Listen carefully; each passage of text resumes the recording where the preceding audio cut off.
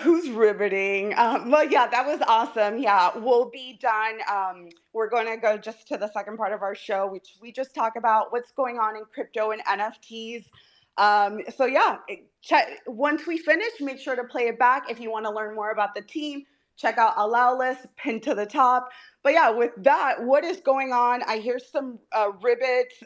Tendi, Leo, you guys wanted to chime in, and I know I didn't give you a chance, so I want to give you a chance now. Yeah, Leo was here first. Leo, go right ahead. I was just going to ribbit and talk about ordinals. No, go ahead. Go ahead. Oh, what's going on with NFTs is we're seeing this major shift back to Bitcoin and ordinals. And as a frog advocate and ordinals advocate out here, it's probably been like the most positive space I've been involved in. And this is not me dunking on other chains. I'm going to do my best not to.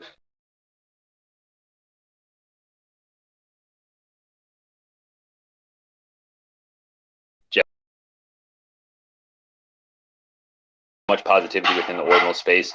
BRC20 coins obviously are like the new shitcoin meta, that it's a free and fair mint structure. OXBT just did something really great in the past week with it. But really just to touch on the ordinals NFT space, it's really about innovation. I've been in it since the beginning, about 4.5 months ago, when it really just started taking off. And day after day, I got told this was a fad and we were investing in something retarded and we're wasting our sats on different things. And what we've seen is this throughout the past 4 months, they were wrong. We were absolutely right on this end, that we not only were utilizing the Bitcoin blockchain for something different, but we're actually utilizing it in a data storage sense, for actually using the block space for immutable data storage, whether it be for JPEGs, music, text files, JSONs, whatever. People are now finally utilizing the block space for something good, and it's benefiting the miners, it's benefiting the companies behind it, and it's benefiting the ecosystem as a whole. So I've been part of the ordinal space since the beginning. I'm obviously a frog tart, and I really enjoy saying ribbit on these spaces. It gets me going. I'm not going to do the Soapy Booba shill here. I'm just going to casually mention Soapy Booba like this, and then I'm going to gloss over it real quick and go back to frogs. So wait, I have a question, because I did have Bitcoin on my list of things to talk about. So since last week, 10 million inscriptions passed. I was reading about, now we have BRC721 standard. Oh, you want to talk about 721s? I actually all right, look, because we amongst wait, like let me, you didn't even let me finish. So tell us what the BRC721 is. So let's all right, talk about essentially it's a JSON pointer to something off of chain. So you got to talk English to the okay, people in the space. all right, so in English, what we've had is early on there was this thing called teleburning, which was basically you could burn your ETH NFT or Sol NFT to a specific address, and then that transaction right there would be then represented on the Bitcoin blockchain as a quote unquote teleburn. So it would be a pointer that points to your asset off of chain and just recognizes that it did make the migration over. The issue was it was kind of expensive, and for people getting new into the space, it seemed a little bit much for people to do just to get their asset over here. What we see now, and this has been kind of it's been a rough road kind of getting people to accept 721s, and I wasn't an advocate for it. I'm a big on-chain data maxi. Like, I think everything should be done on-chain, but if we really want to onboard people from other chains that just are speculative coming over to Bitcoin, I think the 721 standard is a palatable option for people to move their assets over without fully utilizing the on-chain tech. So what it is very similar to BRC20s. It's a JSON text file that points to the IPFS server or the Arweave server that has the asset on it off chain. Now, a lot of on-chain maxis have said, this is not ideal. We want people to do everything on chain, blah, blah, blah. But I want to kind of argue for the people that want it, and not because I'm an advocate for it, but because I think onboarding and educating is critical in this, and to give people a palatable option for them, something that they resonate with, something they understand of, hey, IPFS servers and Arweave, like, this is something we're used to over on ETH, and we don't really understand the on-chain meta, then this is a palatable alternative for them to actually get onboarded. So my idea behind the 721s, and I have nothing to do with the team, I do have a few 721 mints myself, is this is an option for people that want to get involved in Bitcoin ordinals that may not have the capital to inscribe something large up front and just want to move their assets over. It does not move the asset completely on chain. It just kind of references it on chain to the off chain asset. So it's basically a text file that points to the IPFS server and we have indexers now that can recognize it and show the actual NFT live in marketplaces and such. So I never was going to be this off-chain data maxi, but at the same time, like, I want to see more people adopt Bitcoin. I want to see more people come over to the space. And if this is like a happy alternative to get people involved, like if it's something you connect with, something you're used to, and you're like, hey, this is a cool option, like, explore it. Because I'm never going to tell people out here like, hey, fade this next new thing, because I was that guy that for BRC20 coins. I mean, everybody's heard about OXBT that's been on crypto Twitter. It was one of the biggest mints recently. Wait, Tendi, I have a quick question. Wait, Go right ahead, Jess. you go fast. So my question about the BRC721. So let's say I have a rugged Ethereum NFT on an NFT that rugged on Ethereum. I could use that token to like move it to Bitcoin. Yes, you can reference it on Bitcoin, and you would actually be able to tap into that asset's value by referencing it on Bitcoin and marketing it on Bitcoin through our market. So the whole Teleburn narrative was actually, like, I was pushing it for weeks. I wanted to see like the first community Teleburn all their inscriptions over. I tried to get the seals to do it. It didn't work. My ladies actually were the first ones to actually pioneer this. Post Capone, who's a very, very, very big advocate for Bitcoin and a really great Bitcoin dev, started teleburning schizo posters in my ladies early on. And I was like, they thought it was such a Chad move, because he's spending like thousands of dollars on these NFTs and instantly teleburning them to Bitcoin. But the idea was that we've seen in this bear market, Ethereum, NFTs values kind of dropped a bit. We have a lot of these different ecosystems value has dropped, while we've seen Bitcoin, this new Bitcoin NFT system has kind of really boomed. And the incentive there was like, hey, if you guys want to tap into a different type of value or a new value on your NFTs or your projects, like, maybe move it over to Bitcoin, because while the rest of the market is in a fairly bear market, we've seen this Bitcoin ordinal space has been an absolute bull market for the past several months for a lot of us. So the idea is, if you're speculative over the long term on off chain, on Ethereum or any of these other chains, like, why not bring it to Bitcoin? And my biggest argument for that is mutability. And I'm not going to sit here and dunk on other chains, but I do like to make the joke that the AWS server in Ohio can burn down anytime and you lose your assets off IPFS. And, Goblin Town was a great example of that. But on Bitcoin, because these JPEGs have to be synced to nodes for all of eternity, as long as the Bitcoin software exists, that your data is immutable. That's why I reference Soapy Booba a lot. Like, my wife's assets are going to be always synced to future nodes and be recognized for all of history, which is fucking great for me because it makes my wife's assets immutable. So wait, 721. Tendi, because you're going off. Sorry. Let's get a lot of information to try to absorb. So I'm going fast because I have a meeting in about 8 minutes with the Bitcoin Frog. So okay. So does anybody have any questions for Tendi before he leaves? That was a lot of information. Sorry, I'm a big ordinals maxi, and like, dude, I've been in this space for a long time. I've literally went from degen leverage crypto trader to this weird niche NFT meta that I never expected to be part of, but I see the vision here. Like, I love it. But let me just give my quick little rant. Is we built other systems, ecosystems, and protocols for 8 years to do all the cool shit we're doing on Bitcoin today. So there was no incentive to build on Bitcoin for the past several years. We just built on other chains and built other systems with VC backings and institutional backings, which at the end of the day wasn't beneficial for every new user. Whereas we've now seen this drive for devs to build cool shit on Bitcoin in this really like niche nerdy way. Like the systems we have here, it's basically transaction systems for UTXOs that are like very rudimentary, but utilized in a very cool nerdy way. And it makes me super bullish on just crypto going into the next cycle, because we've got so many people that would have never otherwise taken the time to learn about Bitcoin or learn about the depths of how crypto works, or even the ethos of crypto. Everybody was just out to try to like make a bag.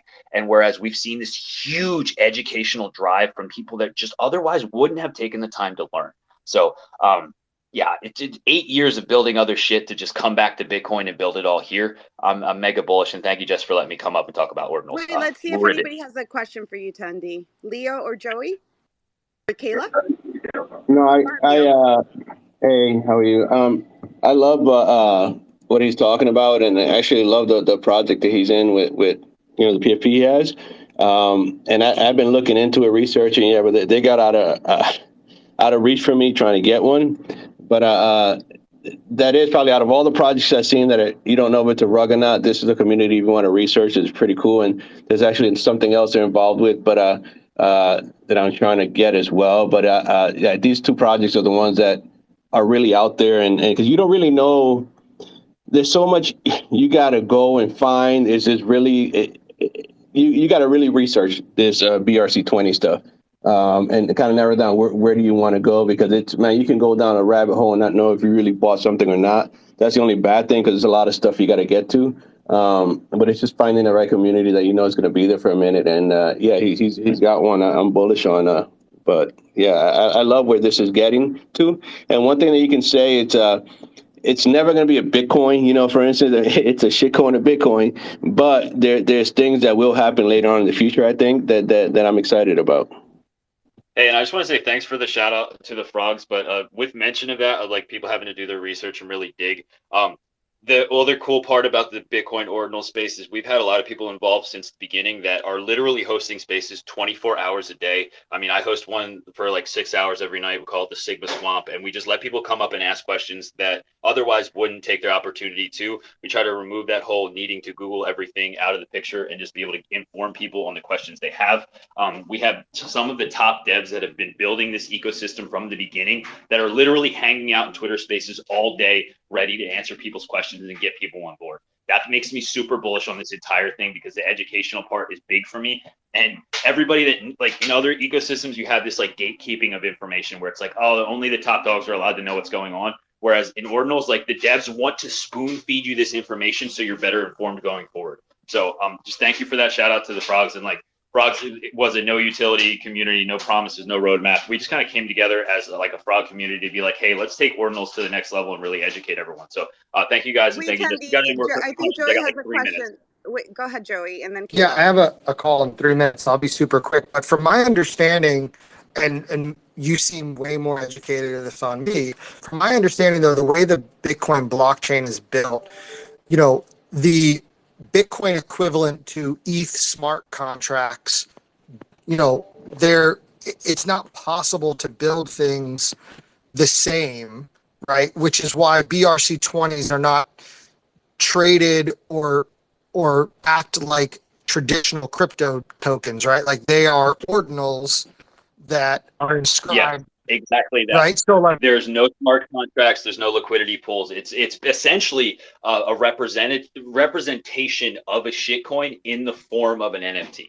Yeah. So I guess my question would be, is because you're very excited about like what people are building, but like due to the limitations of the Bitcoin blockchain, right? Because it was never intended for these purposes, like with ETH and its layer 2s and all this other crazy stuff. Like, how much expansion can we really see from the Bitcoin blockchain because of its limitations? See all right. I thought the same thing a couple months ago, and every week we see something new spun up. It, like I was mentioning earlier, it's like people find this like niche nerdy way to build that. So like everything we thought we couldn't do, they find like a very interesting nerdy way to do it. I keep saying nerdy, but it's just like I've dealt with the devs, even the PSBT structure of the trades, just how the marketplaces work. These BRC721s, like we're using transaction systems to represent these broader ideas, which is very cool for me, because as a cypherpunk at heart, it's kind of like you're building a bridge with tools you otherwise wouldn't use to build them, and it's still building a bridge. So like I can't say as far as like how far the limitations go, because from everything we've seen, like we still find a way to push the envelope every day, as far as even just building new types of systems and ways to build this shit. Like, obviously, I get the ultimate question all the time is like, when are we going to get Web3 games on Bitcoin?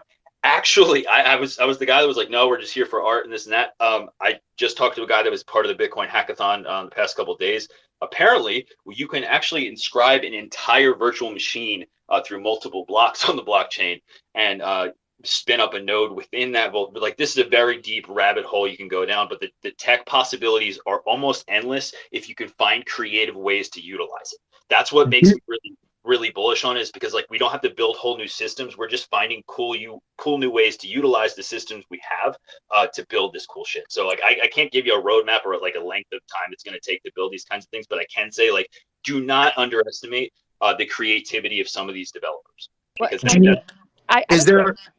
do you have a concern with, like, I have a Guys, I concern think with them. Tendi has to go because it's 12. Yeah, Tendi. No, if you guys have more questions, send me a DM. I'll be happy to answer it. Yes, thank you for having me up. Shout out to Crypto and Coffee for always giving me a spot to speak, and Ribbit. Yes, even though you gave me a hard time last show, I still let you up. I love you, Jess. Thank you.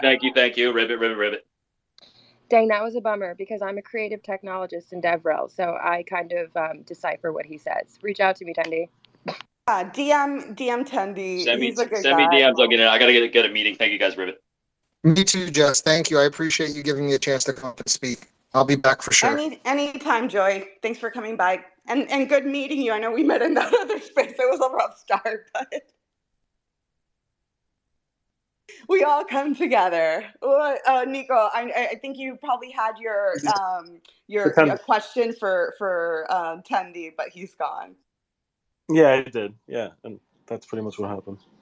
But yeah, so we talked about the BRC721s, which is you can burn your ETH NFT and move it over to Bitcoin. And then there's another thing that came out this week was OKX put in a proposal for our BRC30 standard, which would provide a way for you to like stake your BRC20. So basically, like, I don't know all the details about it, but it's going to provide more functionality for BRC20s like OXBT, which is a popular one in the community.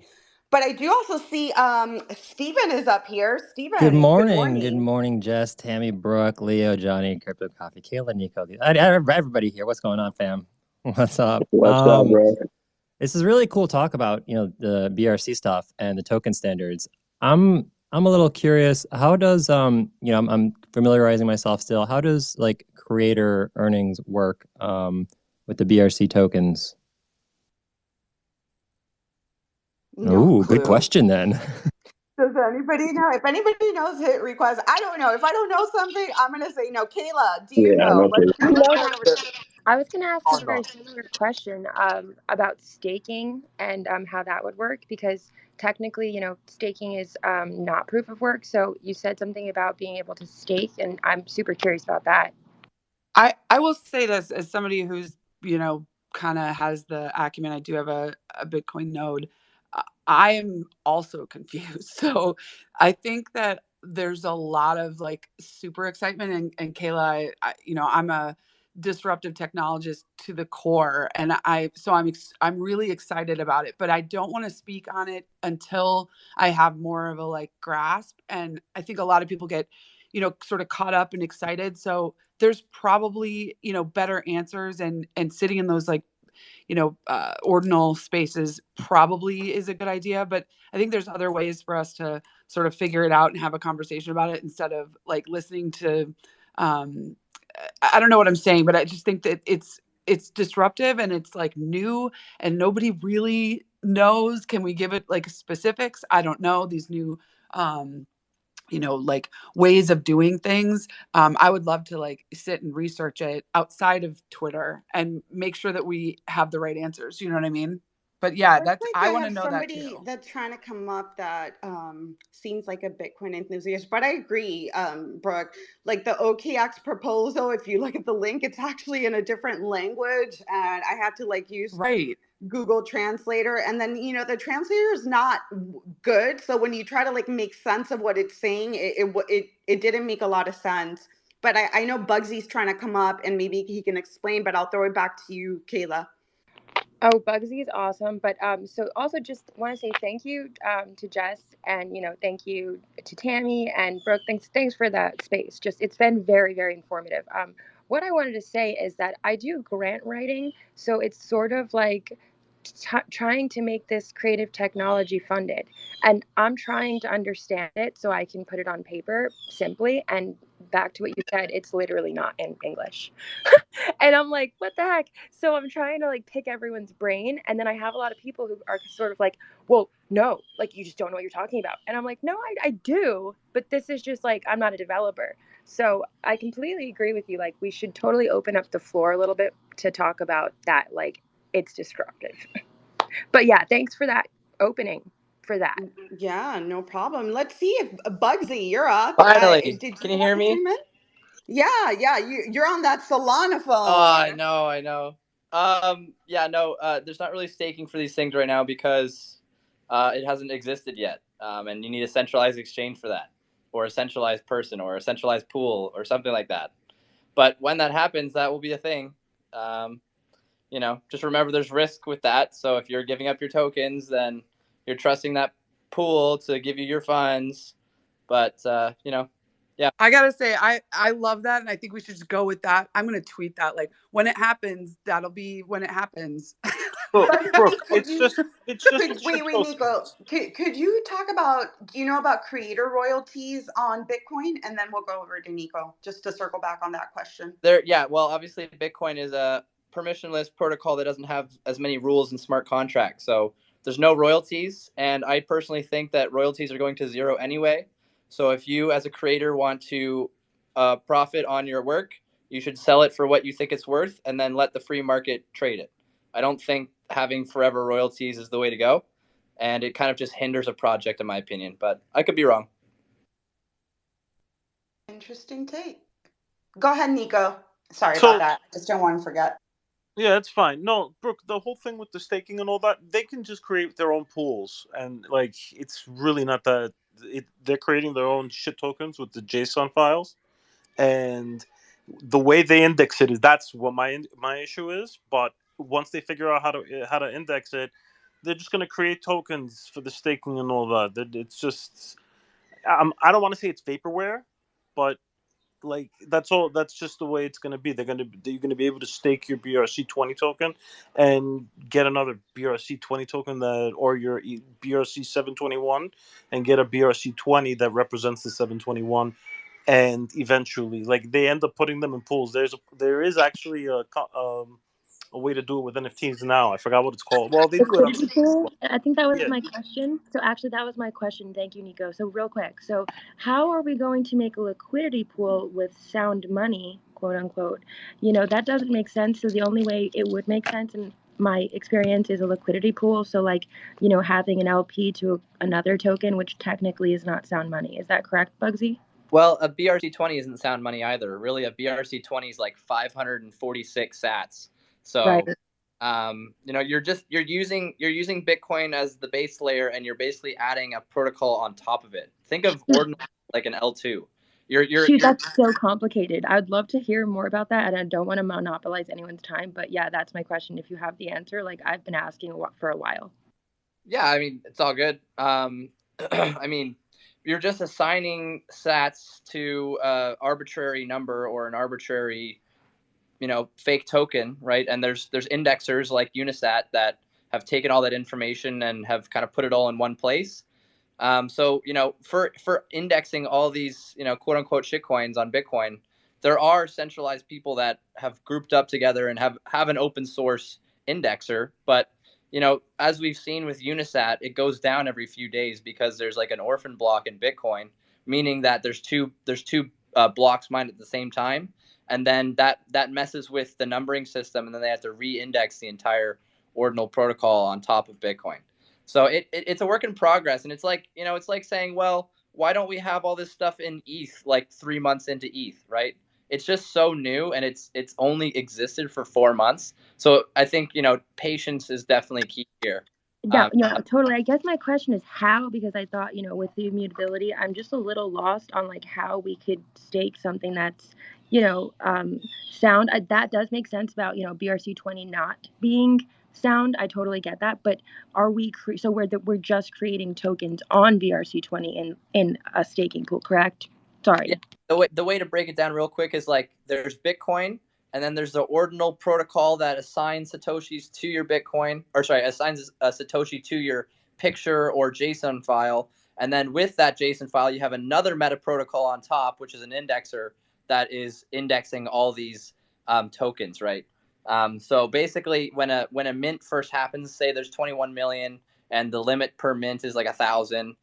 Once 21,000 people have made their mint, or whatever that number is, then everyone after that is basically null, because they use the first is first method.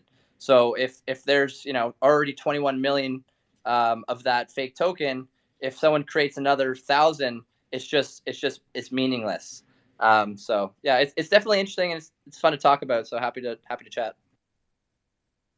Love it. Great questions and great answers. Thank you for sharing the information, because yeah, I definitely don't know. This is all new to me, and we're all learning.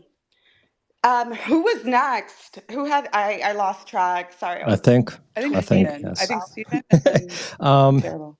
Yeah, first of all, I agree actually with the royalties thing. I do believe artists should price their work according to what they would like to get out of the work, and then royalties kind of are like, almost, unfortunately, this was supposed to be the revolutionary space, but it's kind of too good to be true, and it kind of just falls on the the choice of the seller. With the BRC tokens and Bitcoin specifically. Did we rug? No, you did, Leo. No, you bugged. Bye, Leo. Come back. We love you. So are the BRC20 tokens, is this a infinite resource or a finite resource? Can we continue to just keep putting, NFTs out on here like with Ethereum? And also in regards to limitation, the files, I'm a little confused as to file storage. With like IPFS, I can put large files. Obviously, they're not in the contract, but I guess BRC20 tokens aren't a smart contract. So yeah, limitations on both file size, and is there like an overall limitation with how many pieces we could put out? Right. Well, there's 4 megabytes per Bitcoin block every 10 minutes. So it's limited to that. In the future, obviously, these things will probably cost a lot more. Say if Bitcoin's worth $1 million, your transfer BRC token inscription is going to cost, instead of $5, it might cost $500. So something to obviously think about. And I think people should definitely be looking towards L2s, because right now we can play around with the L1, but it does become more expensive over time. But yeah, it is very inefficient, because there's a deployment inscription that one person deploys the token, and then there's all the people that mint the token, and then once you have the token, it's attached to your address, and that mint inscription means nothing anymore. And then you have to create an inscription that's a transfer function. Once you transfer that BRC to another wallet, that inscription becomes useless, and then you have to make a new inscription. So it is definitely a little bit complicated, but think of it like for BRC20s, at least, not for ordinals and art and stuff, but for the BRC20s, the one inscription serves one function. It does the function, right? You're inscribing a transfer, so you have that one transfer function. Once you've transferred it to someone else's address, then that becomes null, and you have to create a new transfer function to send it somewhere else. So say you minted 1,000, but you only want to sell 100. So you have your 1,000 in your wallet, and then you would inscribe a ordi 100, and then you could send that off, and you'd still not have 900 in your wallet, and then you'd have that 100 inscription that you sent to someone else. If that makes sense. So wait, that's only specific to the BRC20 tokens, not to ordinals? Also, is there somewhere BRC, yeah. Is there a place where you got to check? Because I heard, like, from what you said, the inscription part, like, people they can actually sell, and you think it's there, but it's really not, because it's previously sold. Yeah. So yeah, well, exactly. This is the whole indexer thing, right? Unisat open source their indexer, which a lot of people are using, and some people, what they'll do is they'll list it on a different exchange, or they'll list it on Unisat, and someone will buy it. But then, obviously Bitcoin, it takes 10 minutes to mine a block. So within that 10-minute block, they'll see that the transaction is pending in the mempool, and they'll actually spend that inscription back to another wallet they have. And then, so you get paid. And then you also, that person that bought it got screwed, because that that transfer function has already been used.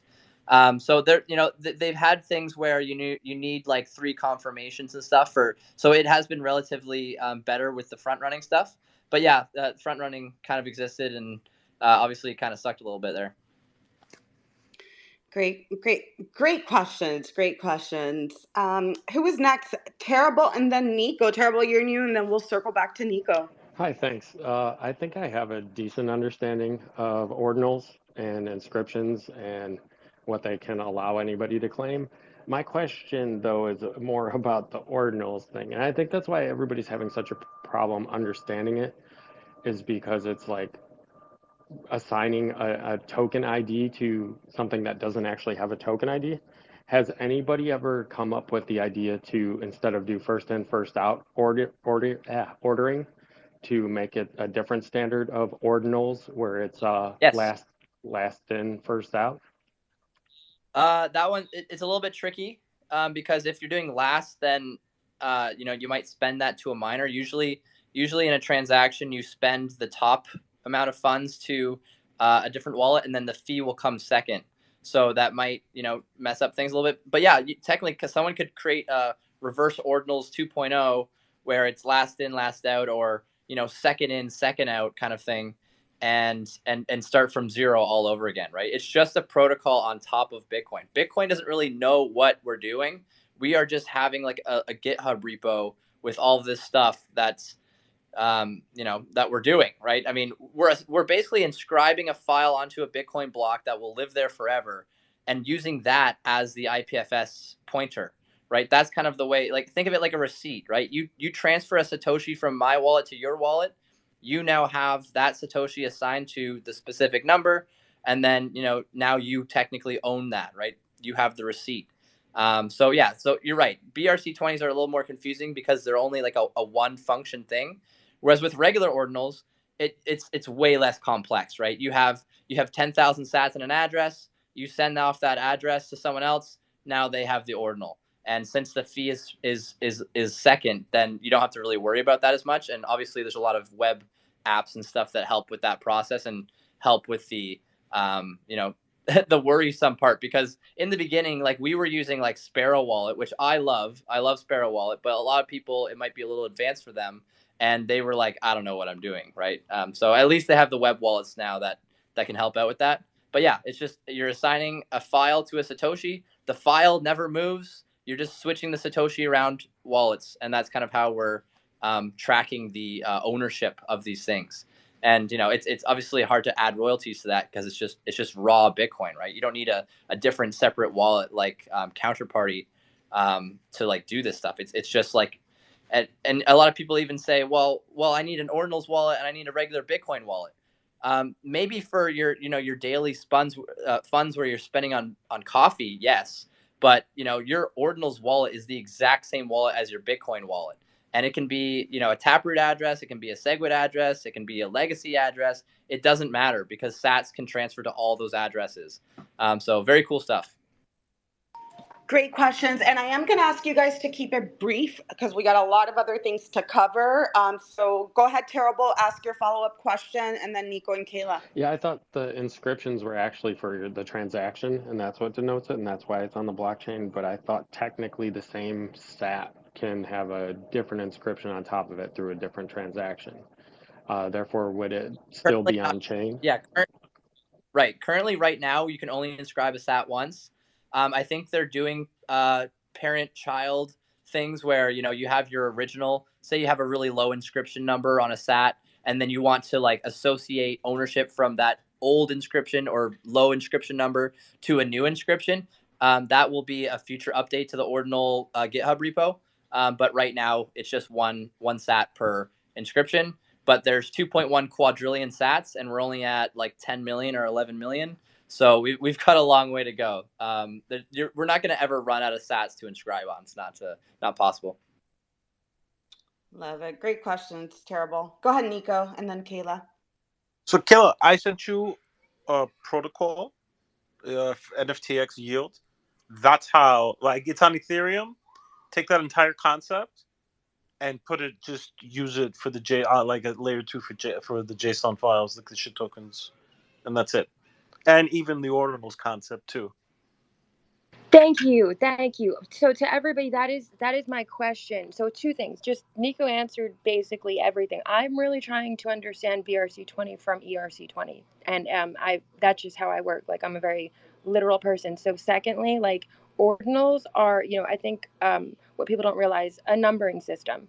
And so it is an interesting, confusing concept to then apply it to the fact that it's now also a different system on this system. So I would love to talk to, you guys in the back and the end about it, because I don't want to monopolize everyone's time. But yes, that is exactly my point. ERC20 and BRC20 are like twins, and we really have to separate them. No, No, Wait, Yeah, just wait, functionally, like you can, it's no. inscription based. No, hold on, Nico. Let me yeah. answer this. We were Well, talking about this in the chat obviously, there's yesterday. minting and inscriptions. I know the No, little what difference. I was going to say is ERC's, request for comment, and it's an actual thing that happens. You guys all know this. And so BRC isn't, it's just sort of a made up name. And so like like, I know how your brain works. Like we became best friends like 25 minutes ago, because I couldn't wrap my mind around that, because ERC actually is a technical thing that happens in the software world. We're talking about like something that actually happens with code. BRC, they just kind of took it, sort of like how we call this all this like Web3. I'm using air quotes, but Web3 is actually a technical term for the third iteration of the internet.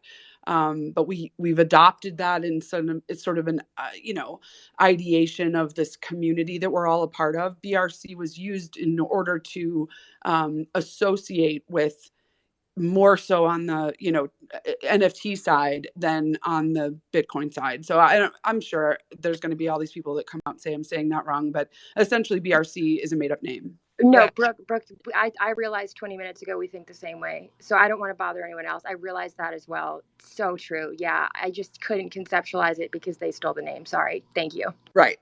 And there's a lot of things that steal names, and a lot of marketing. No, it's not bad. Right? People yesterday were like, "Why is this bad?" And I'm like, "No, you're misunderstanding what I'm saying. Like, nothing in my world, disruptive technology, nothing is bad. So please don't get me wrong." No, of course not. Yeah. Just a lot of people they just assign things that they're familiar with. So we call it a BRC20 because a lot of people are familiar with ERC20. So we kind of adopted that kind of name. But yeah, it's in name only, and they serve very different functions. But just like I said, no, yeah. I'm kidding. Yeah, and I'm kind of bummed What am I saying? DAO or none of the ETH maxis are up here, because that was DAO's biggest pushback. Oh, you guys have no standards, and yes, they're just copying the numbering convention. But now you're seeing standards being implemented. Like, I don't know. I don't see this going away. But yeah, ETH maxis request to come up. Daniel, I see you in the crowd. You want to fill in for DAO this week? I'm not sure, but yeah. I just see this, the fact that they're implementing standards that the community can all build upon, like that's a good thing, because I know that was a big pushback, like how are you going to make this, the standard that people are going to build on, and they're starting to introduce that. So we'll see what happens. Definitely excited about the movement on Bitcoin ordinals, and BRC20s, but since we only have 30 minutes left, and I think I have a call at 1 or at 2, I don't know, but I do have to jump off at 1. Let's talk about something else that's been going on this week. The elephant in the room, the send me ETH meta. Like, we haven't met. This didn't exist last week when we were here, and now all of a sudden there's a new meta of send me ETH. It was trending on Twitter this week. What do you guys think about what's happening? Is this the bottom? Like, what do you guys? What is the feedback? This And I'd isn't the love to bottom. I'd love to go to Tammy and Brooke first, and then we can go to the rest of the speakers just to let them chime in. There's not enough hours. Like, and I'm going to be on Crypto Wendy O's show in 25 minutes. So if anybody wants to see my face, anyway, there's just not enough hours. For me, it's the psychological manipulation, being, studying cybersecurity and social engineering, is like, I just sat back and was like, what the fuck is happening? But then also realizing that, I've always thought this, that money makes people do crazy things, especially in desperation and, the cult mindset. So, I don't know why people are surprised. I think more so it's more of a like sadness that washed over even the people that were sending money. I could tell it was this desperation of, this promise, kind of like in a cult. And again, this is just my, experience, or, my view on it. It's whether it's good or bad, that's up to the individual, and everyone has agency over their own decision making and can spend their money any way they want to. I got to be real clear about that. However, the mental health and like the mental toll that this has taken on so many people, the people on one side that's like, wait, all I had to do was put my ETH address and be like a total shit head and I would get $1 million. And then the people who are, extracting that from the ecosystem, it's all fucking with people. So I'm sure everybody has different, viewpoints on it, but I'm not necessarily surprised. It's just I was like taken aback at the direction that human decency went in. Tammy, I'd love to hear from you, and then Nico and Leo. Yeah, I just wanted to say that I do agree with Brooke on that. I question a lot of it when it started to come out, and I think it kind of started with Ben, and it kind of carried over. And when I saw the just send me ETH and you get nothing, I I don't know. I still think psychologically there are still people that think that, okay, well, if I do send this, maybe they're going to do something with it. Maybe they're going to reward me in some way. Maybe they're coming out with something. So I think psychologically people still think that way.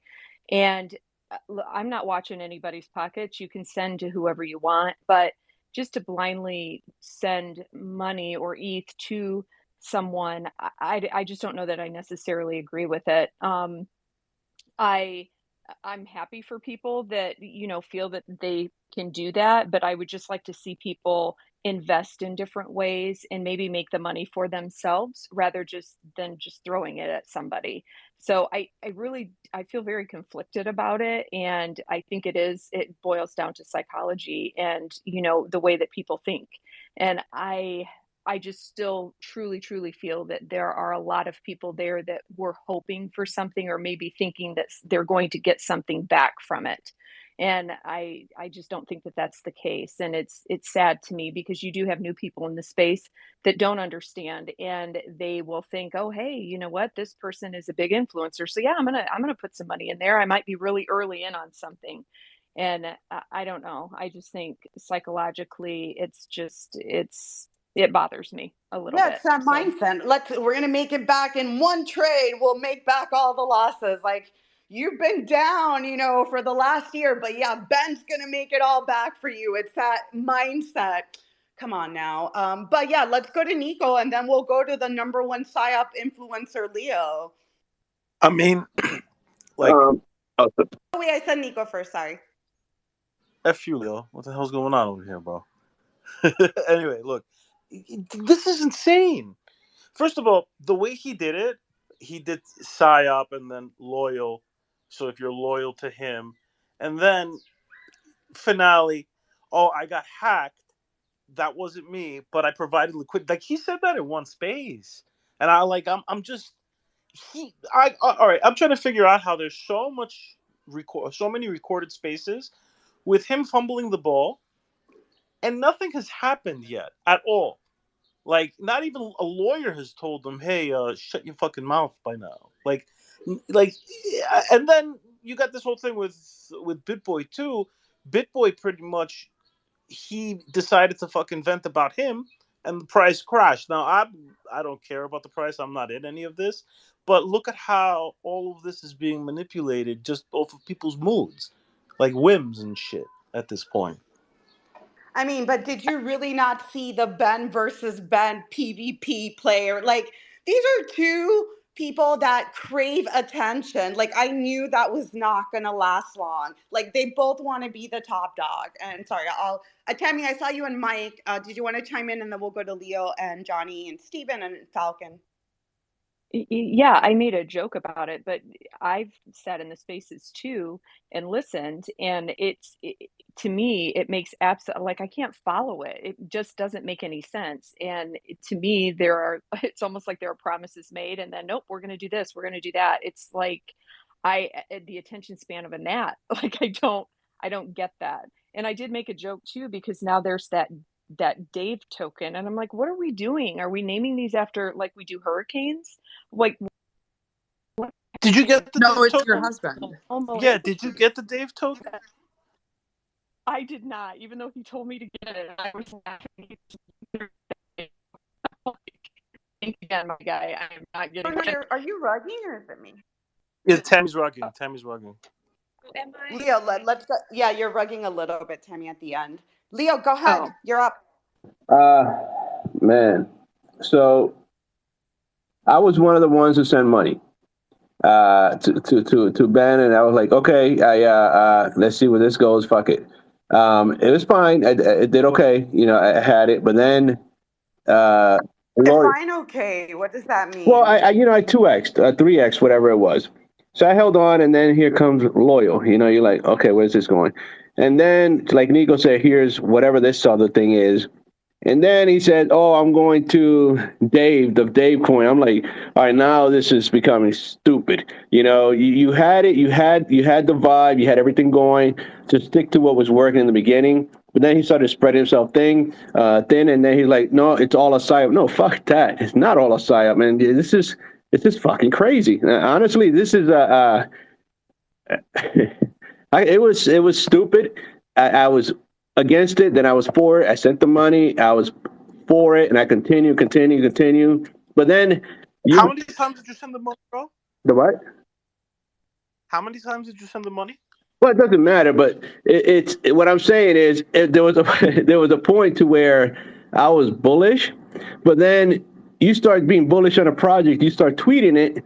But then you start to feel some type of way, and the people that actually say, "Oh, this could have been a project," but then you're supporting something that is turning into a shit show, and then it's fucking crazy. I mean, I don't know. I'm kind of in the mix now. I think it went too far, and then you got with Borovic, I think it is. You send ETH, you got a phone, that's fine, but then you got that other one from I forgot his name. Get nothing. Come on, that's as reckless as you can get because you get nothing. And people were reading into it like, oh, there might be, there might not be. Oh, wait, I'm reading this wrong, so I'm going to send you. This guy sent 0.4 of an ETH, and he said in a space, he goes, I don't know. I think that's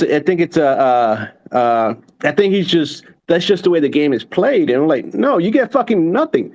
And he's like, oh, I hope that's not the case. But this guy sent money that he couldn't afford to lose, and that's the problem with this shit. You should not do that if you cannot afford to lose your money, and that's what a lot of people are failing to do. I don't know. I think it got out of hand. It did get a little bit out of hand. And Leo, didn't we say like the last time, because I was trying to be really clear that like, oh, I'm not for or against it, but let's just see, because maybe he does it right, and now we know that he failed at it. And we can honestly say that with looking at charts and looking at what happened. And then, the orange NFT thing from yesterday that I'd love to talk about, but we forgot about that. Oh my God. Yeah. How are we going to get through all this? But I wanted to add something to what Brooke said about like the vibes that it brought to the space. Like even me, like I'm pretty, oh, my mailman's here. Sorry.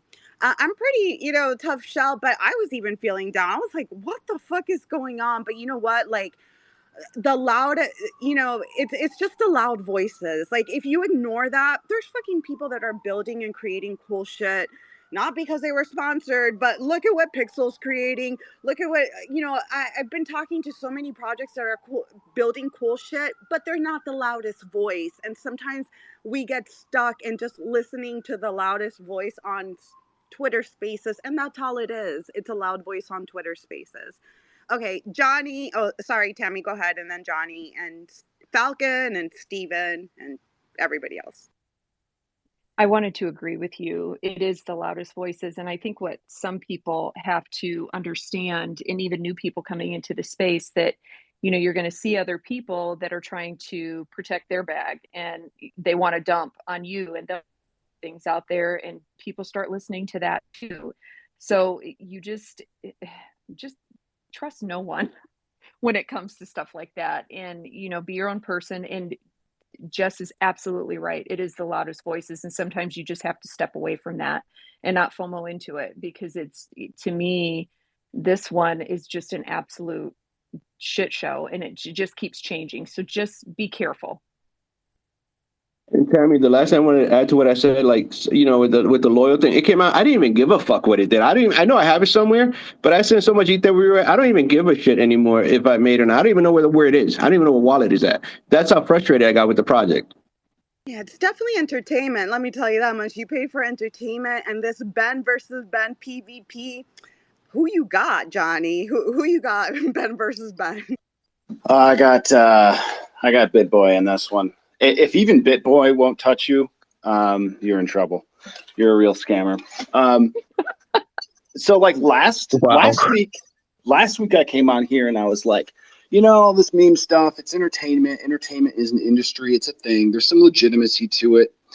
And I still stand by that. However, like the legitimate projects have to be just crying right now.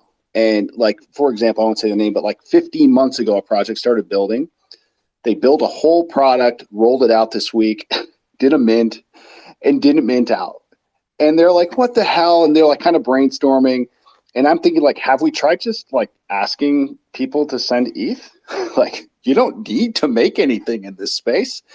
You could, like, they got to be crying. And like the money, like Leo, what's keeping you from like going finding a project and like investing and helping some people who believe in the space, which, you know, ultimately all ships rise with the tide, right? Like, why is the liquidity being sucked out like this rather than into infrastructure for the future of Web3?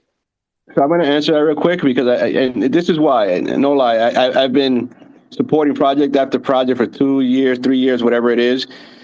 And I have been. So I said, you know what? I'm going to take these few months. The shitcoin season is here. Let me just see if I can do something, you know. But it turns out to be another fucking shit show, like always. You know, it's just. But you're right. You're right. I should have invested in projects that, you know, that didn't have that voice while this shit was happening. But you're right.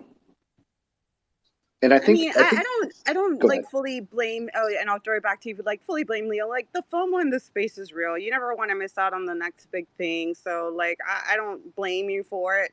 Do I blame you for shilling it on the timeline? Yeah, because I feel like, oh, because you have a certain number of followers, you're allowed to talk about things with no repercussions. But you know, if I tweet anything, Johnny's in my DMs. Like you're going to jail. Like. You're right. And you're right, because and that's the thing. And, you know, I thought about that too. Nico's always fucking yelling at me too. And yeah, he goes, what are you doing? He goes, stop bullshit. I'm like, fuck. I mean, what are you supposed to do? I mean, how do you have fun? You know, it's just like, fuck. But if you look at the big picture, and it's true, what do we really want out of this space? And it's not going to be a shit coin. It's got to be the utility. It's got to be where Bitcoin, where's Ethereum, where is this going to, you know, what changes is going to be, what worldwide changes is fucking crypto going to do? So yeah, it's one of those things. I looked at it as, you know, let me go to the playground. That's kind of what I was doing this past few months. But yeah, it was a shit show. I'm not going to say what the tweet was about, but there was one time where I literally had to stop everything. This was last year. Literally had to stop everything and call Leo and tell him to take the fucking tweet down. Like literally, I was working at the time too. Like I saw it and I was like, bro, take the fucking tweet down. Seriously. And Johnny, I know I cut you off, so go ahead. I did want to give you the chance to speak, and then Brooke, I saw you unmuted. You can go after. I can't remember my exact point. It's something effective. I'm sorry, Leo. I don't need to like patronize, but it is something like I think collectively. Like, and when I think of like my stock investments, like I don't have like $150 bags of stocks. I get the ones that I have conviction in financially, but also like what do I want to invest my resources in as far as things I'm interested in and things that change the world the way I want to see it. And I feel like we should be bringing that mentality to Web3. Like, don't have 10,000 bags, not NFA, right? But why don't you just let's get behind things we believe in so you're not staring at the charts. And if it doesn't do well, you still feel positive about it. Like, I feel like I'm just evangelizing that message for the moment, and that's my TED Talk.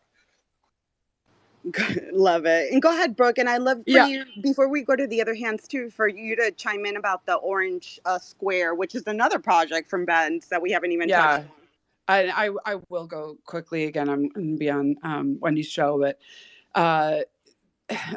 and Johnny, please don't take this the wrong way, but the virtue signaling in all of this as well. Like if we're saying, hey, people can spend their money however they want, instead of saying to them, well, why didn't you buy into projects? Like it's the same kind of thing. Like, we just, people can do whatever they want to do with their own shit. And by saying like, oh, I can't, pointing the finger and saying like, you tweeted about this. I get that.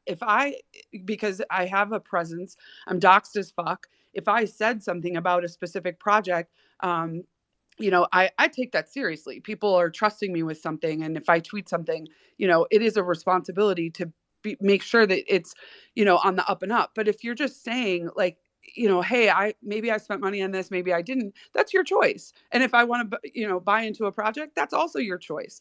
But instead of saying like, it's almost like a judging sort of virtue signaling. And that's just us as humans. It isn't bad or good. It's just our initial reaction to be like, since I wouldn't do that, I'm going to point my finger and say, that may not have been a great choice. And we're not their parents. I hardly say that to my own son.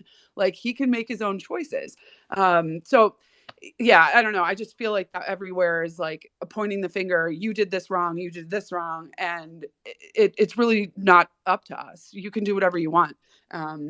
So what happened was I've been following this like so closely without actually saying anything about the fact that I'm like so fascinated with this behavior is that there is a project called F6000, which or FF6000, whatever the hex number is on that account. And it was in theory, it's a cool idea where that company is gold verified, sort of like the crypto and coffee that I now proudly wear. It's so you're verified through that being an affiliate of that company. And so the FF6000 is a gold verified company and you can be affiliated to it. So what he did was, and I know that somebody else, it's like Threadu or however you say that, started it. So there was other people that had that affiliate, orange block on the other side of so remember this, you can either have the orange block that you paid for on the right side of your check mark or the right side of your whatever. Or you can just put an orange block in your name if you'd like to signify Bitcoin or ordinal, support. So he decided on a last minute mint. He bought the project, whatever that means. And it was supposed to be a 10,000, but ended up being 9,000 because of bad line of code, which is hilarious to me. He missed out on 100 ETH because his dev didn't write the code correctly. It's a whole nother, conversation, but it ended up being a total supply of 9,000. And so people went in 0.1 to mint this, then they connect their wallet, which I looked at the tech and it's not working right, but you register and then you get 1 month of a registration as an affiliate to this thing. But then you have to start paying for it. So you not only had to mint this thing to be an affiliate of F600 or F6000, and have that in your like associated checkmark verification, which is confusing because it goes in batches. So a lot of these people, 9,000 people, are going to be associated with that. There's a limit. I swear there's a limit. I was trying to look for it yesterday. So it's, for me, this was the biggest, scammiest thing that he's done. And now to say like, this is the biggest thing and all the other, prices dropped. And it really like just boiled me over because these people are just following blindly into this. And it's like this hype of, and it was a $2 million, he made $2 million on that mint.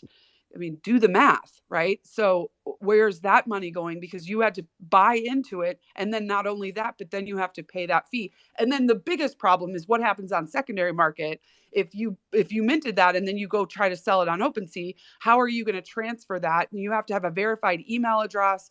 None of this was described. It was just, hey, this is a thing because I'm this person and because this is a cool thing, go and mint it. But and then of course he's saying, well, this is the best utility in the whole world, yet the utility doesn't work. And there's been so much confusion. Nobody knows how to do anything. And you're attached to this because it's in your, the thing about like buying into PSYOP or buying into these other things, you could do it anonymously. No one could know. Leo, you didn't have to say anything about anything. You could have just easily, you know what I mean, if you wanted to. But this is like, now you're attached to this, and if it fails, you're kind of like on the hook. But if you sell it on secondary, nobody understands how this is going to transfer to the newest owner. Yeah, that's a great point, and thanks for giving us the rundown. Yeah, the whole check mark thing, I've seen, and just like the vulnerability is Twitter. If Twitter decides, hey, we're shutting this down, everybody's fucked over. I've seen this happen with another project. They were giving out gold check marks to like the square ones to people, and maybe that's why they got shut down. But there was a project doing the same thing. All right, we only got 15 minutes. Let's get through the hands. We got new speakers.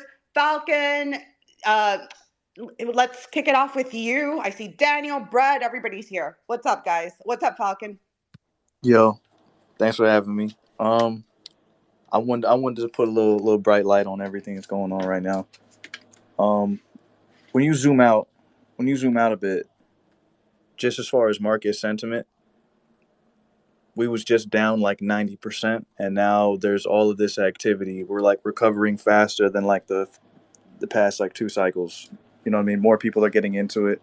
Meme coins are what brought us to this point in the first place. You know what I mean? Everybody was like, oh, fake internet money, Bitcoin. All right, cool. Oh, fake computer, Ethereum, boom. Then people, like Doge and Shiba. Now, everyday regular people know about what's going on. So, like, this is regular cycle activity. Grifters are also normal. You know what I'm saying? Like, all of this stuff is very, very normal on, like, a zoomed-out cryptocurrency history scale.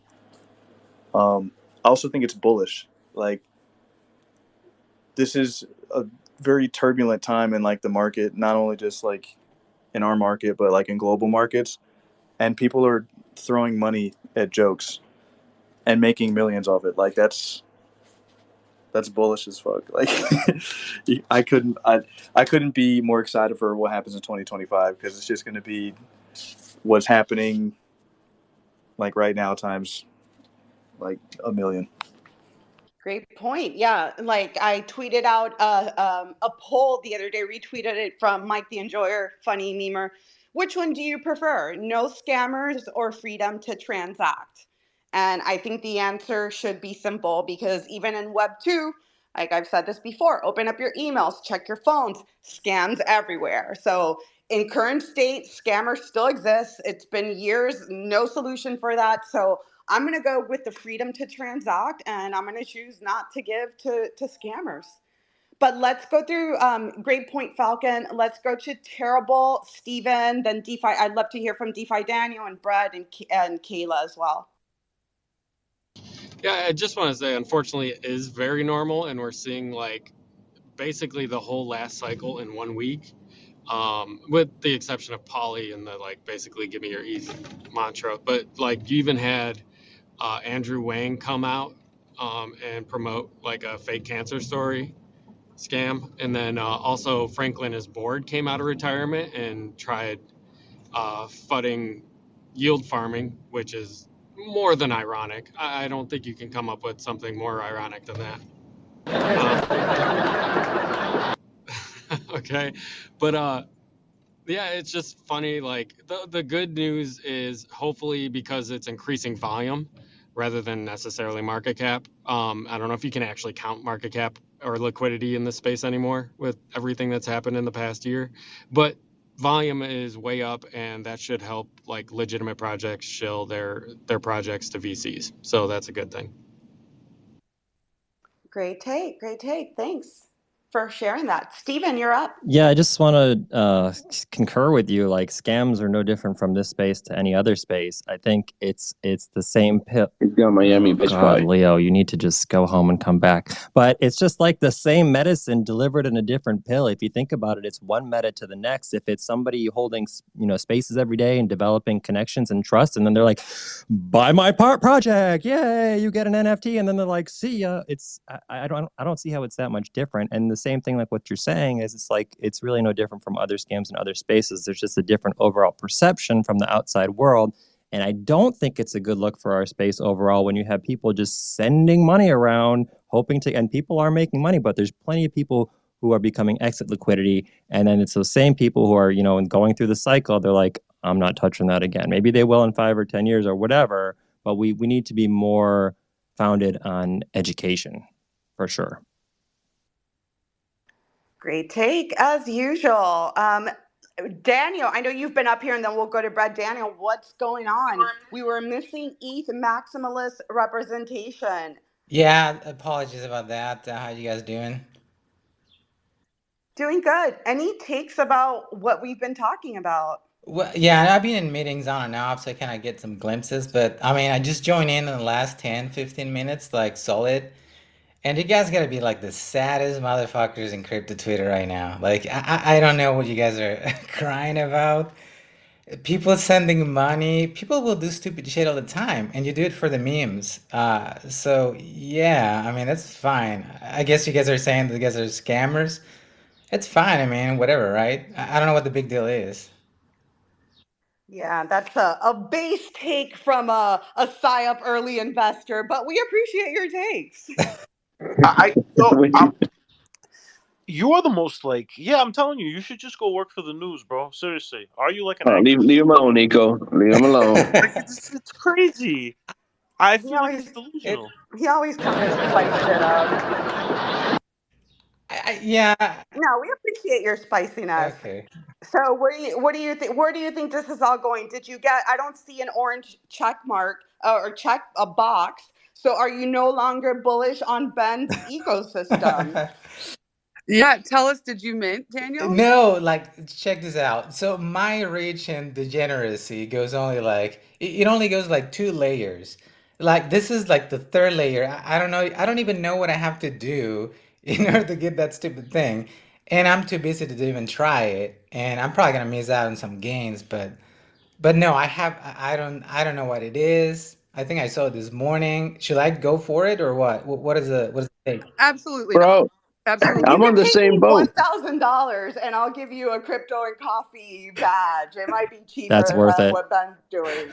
Hold on. I didn't even know what that was. I thought you were just joking. I didn't know there was another fucking mint. Are you crazy for real? That's what you were talking about? For real. I'm not. That's what that was. It was an NFT mint in order to become verified. So you paid 0.1 ETH to become verified through an orange block. It's not even him verified. It's a completely different company, gold verified, that you get an orange block next to your check mark. That's dope. That's pretty cool shit right there. DYOR. That's I could have joined a sorority in college, but I'm too cool for that. So I'm not going to do this either. That's innovation right there, Brooke. Like I mean it. So I'm gonna research that. I'm in Mexico, by the way. Oh my god. Oh my god. Don't do it, Innovation. No, let's look up the definition of that. Come on, guys. Like you, okay? Too much spice. I'm in Mexico. I'm trying to cleanse myself. I relinquish. You're in Mexico. Tequila Yeah, I time. relinquish all my gains. I want to be clean for this new bull market that is starting. It actually started 2 days ago. The bull market. Not financial advice. He's been drinking. Anyhow. I'm going there. I'm going there next month. I think I gotta call you if you're still there. All right, let's go to Brad and Steven or Kayla. I don't know who was next, guy, but we got 7 minutes, so quick takes. Brad. Yeah, GM gang. Yeah, quick take. The orange blocks. I mean, as soon as I saw that, it reminded me of like anybody that's like newer, back in like 21, right back in 2021, there was a collection that was just hexadecimal color squares, just like the color code, and everyone was like, oh, maybe, well, maybe I can get paid royalties if somebody's using my color and blah blah blah, you know, and there's different Pantone colors that are actually like owned by companies, you know, like Target red and Syracuse orange, and like there's a few other random colors that are actually like owned by people, right? And I'm wondering here if realistically, I mean, like, so, you know, everyone always says, yeah, history doesn't necessarily repeat itself, but it rhymes. And I'm wondering if this color block BS, this orange block, is going to kick off another, you know, collection of colors, which then ultimately, you know, I mean, led to the meta of, well, what's the utility?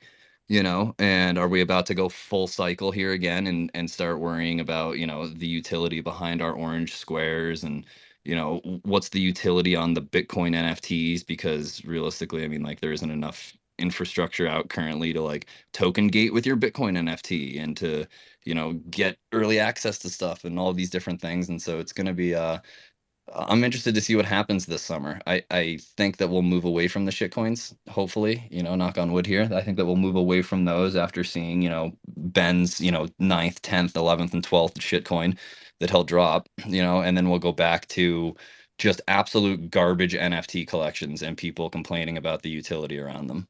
Just my 2 cents, my take on all that, I think. The circle of life and crypto and Web3.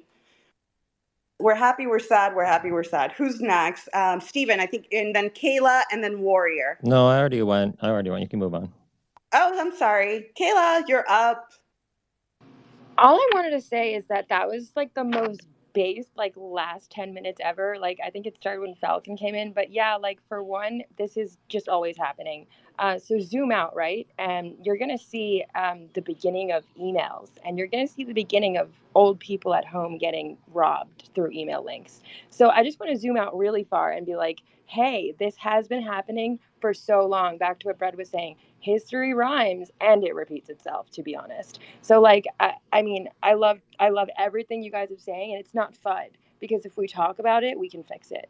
So I love hearing it, and I know this has been a long space, so thank you guys. That's like my last little take, but man, I just absolutely love that you guys are like just speaking facts, because there's nothing wrong with it. That's innovation to me personally. Yeah, imagine the Tinder swindler looking from the sidelines like, I put in all this fucking work, and all I had to do was drop my ETH address on Twitter instead of, oh my God, sorry, lying to women for years and pretending that I love them. Like, imagine how he feels right now. But let's go to Warrior. GM, good afternoon, good evening, depending on the side of the world. Appreciate the space. Yeah, I know we're short on time. So, this space has become so superstitious. It's kind of funny and then at the same time sad, right? Like we started with math, and now we're saying that these very oversimplified patterns are trigger points for a bull run. And yeah, social psychology is going to play out in this space, but let's remember, I mean, the only reason that any of those things would repeat itself is because the same people are in the space. I mean, a year ago, we were having these same conversations, assuming that a year later we would have evolved. And I think we've like devolved. And with Ben, I do want to say something about Ben.ETH.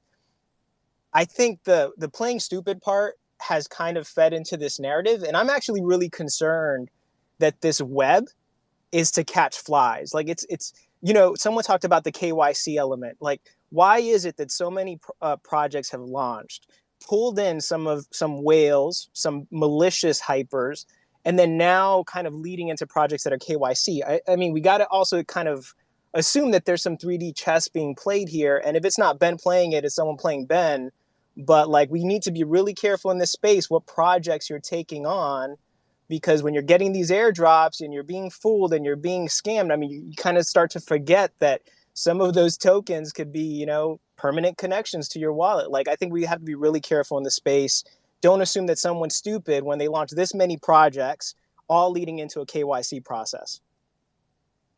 It's all a PSYOP. Yeah, that's a great take. Maybe a set PSYOP. Oh, sorry. Go ahead, Kayla. No, just wallet forensics is so important. Thank you. I'm sorry to interrupt, but like, yes, they have your information with wallet forensics for sure. Yeah. The good thing is I can take it all as a big old L. Yeah, stop giving money to Ben already. Yeah, it's out of hand. But yeah, we are coming up to the top of the hour. We didn't get through a lot of things as usual. Let me just see anything that stood out here. Yeah, we missed a lot of stuff. We'll have to cover that next week. Sorry, we went over time. But yeah, it was a good space. We did have pick. Why can't I say it? Kayla, tell me how to say it. Why do I get hung up? It took me 5 months. Pixelinix.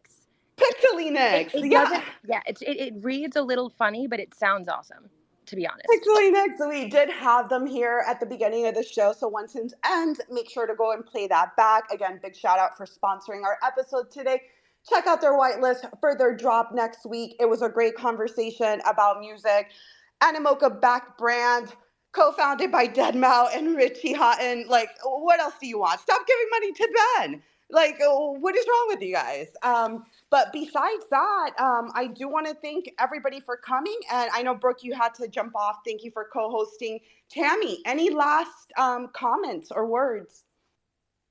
No, I just wanted to say what a great space today. This has been amazing. So I think we need to have Andy back for round 2. He was awesome. Sorry, my dogs are going nuts right now. But I hope everyone has a safe and wonderful weekend. I want to thank everybody for coming, per the usual, all the speakers that came up, and Jess for always hosting such an amazing space. Thanks, everybody. Yeah, thanks to all the speakers and all the listeners. You guys left a great impression on Andy. He's really cool. His Twitter handle is up there, and he said his DMs are open. Hey, his words, not mine. I'll be back actually on Tuesday hosting Star Lordy from Oni Force, which is the PFP that I'm rocking. Yes, I FOMO'd in at the top. They're building cool shit. We're going to have them on Tuesday, be hosting that with Bianca, who's in the audience. I'll post about that before we get off. And we'll be back next week. Next week, we'll have representatives from the Texas Blockchain Association as well as the Florida Blockchain Association. So we're going to be talking crypto regulations and picking their brains of what they got going on and what they're seeing what they're seeing develop in those areas. So yeah, lots going on. Thank you guys. I'm starving. I hope everybody has a great weekend. I'm sure I'll catch you guys on the timeline. Appreciate it and have a great weekend. Bye, everybody. Goodbye. Thank you.